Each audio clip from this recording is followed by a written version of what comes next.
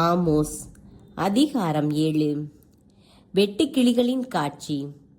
தலைவராகிய ஆண்டவர் எனக்கு காட்டிய காட்சி இதுவே. அரசனுக்கென முதல் புல்லறுப்பு செய்தான பின் 2ஆம் பருவத்தில் புற்கள் துளிர்க்கத் தொடங்கும் வேளையில் அவர் வெட்டுக்கிளி கூட்டங்களை உருவாக்கி கொண்டிருந்தார். நாட்டில் இருந்த புல்லையெல்லாம் அவை தின்று தீர்த்து கொண்டிருந்த வேளையில் நான், ஆண்டவராகிய ஆண்டவரே, மன்னித்தருளும், உம்மை கெஞ்சி மன்றாடுகிறேன். யாக்கோபு எப்படி நிலைநிற்கப் போகிறான்? அவன் மிக சிறியவன் அல்லவா என்றேன். ஆண்டவரும் இதை குறித்து மனம் மாறினார். இது நிகழாது என்றார் தலைவராகிய ஆண்டவர். நெருப்பின் காட்சி. தலைவராகிய ஆண்டவர் எனக்கு காட்டிய காட்சி இதுவே. தலைவராகிய ஆண்டவர் தண்டனை தீர்ப்பாக நெருப்பு மழையை வருவித்தார். அந்த நெருப்பு ஆழ்கடலை வற்ற செய்து நிலத்தையும் விழுங்கிக் கொண்டிருந்தது. நான், தலைவராகிய ஆண்டவரே, இதை நிறுத்தியருளும், உம்மை கெஞ்சி மன்றாடுகின்றேன். யாக்கோபு எப்படி நிலைநிற்கப் போகின்றான்? அவன் மிக சிறியவன் அல்லவா என்றேன்.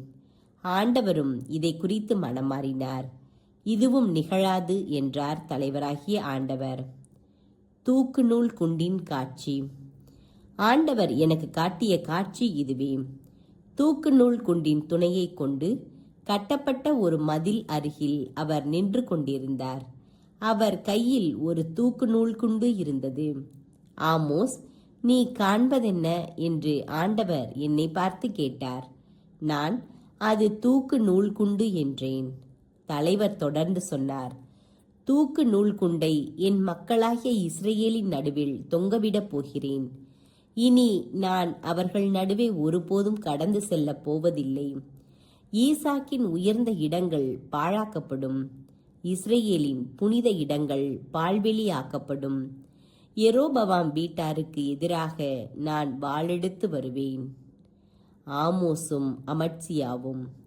பிறகு பெத்தேலின் குருவாகிய அமத்சியா என்பவன் இஸ்ரேலின் அரசன் யெரொபெயாமுக்கு இவ்வாறு சொல்லி அனுப்பினான்.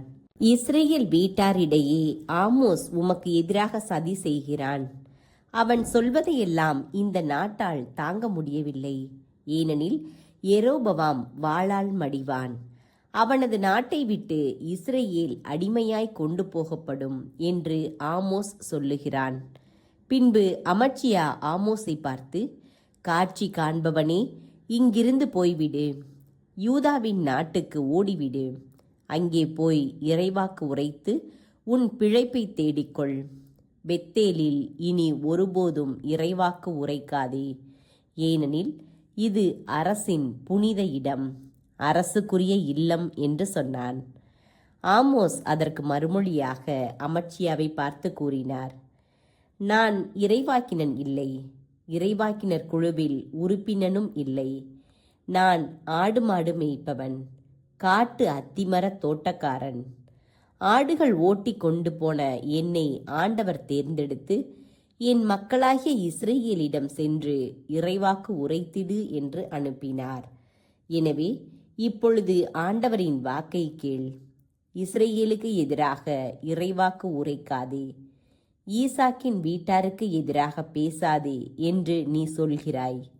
ஆண்டவர் இவ்வாறு கூறுகிறார், உன் மனைவி நகரில் விலைமகளாயிருப்பாள். உன் புதல்வர் புதல்வியர் வாளால் மடிவர். உன் நிலபுலம் பங்கு போட்டு கொள்ளப்படும். நீயோ புனிதமற்ற நாட்டிலே மாண்டு போவாய். இஸ்ரேல் தன் நாட்டுக்கு வெளியே அடிமையாக கொண்டு போகப்படும்.